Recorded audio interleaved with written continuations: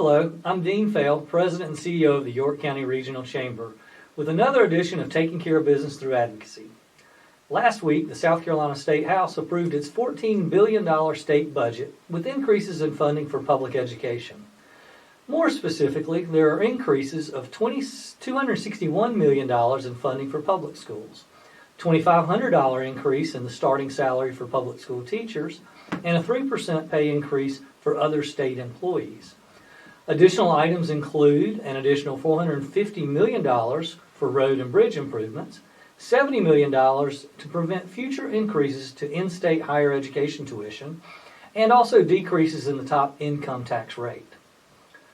The Senate Finance Committee introduced Senate Bill 298, or the Forced Combination Standards Bill.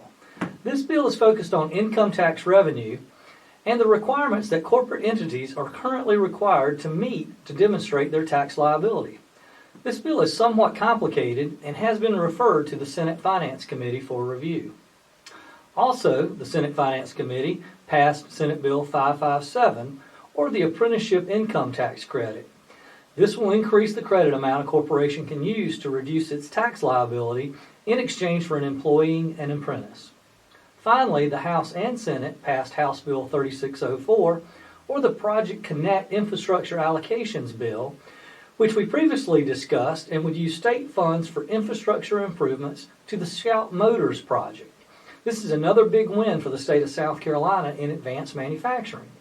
This is a good time to point out that quality advanced manufacturing facilities are economic drivers and are greatly needed in the state, but especially needed in fast-growing counties like York County.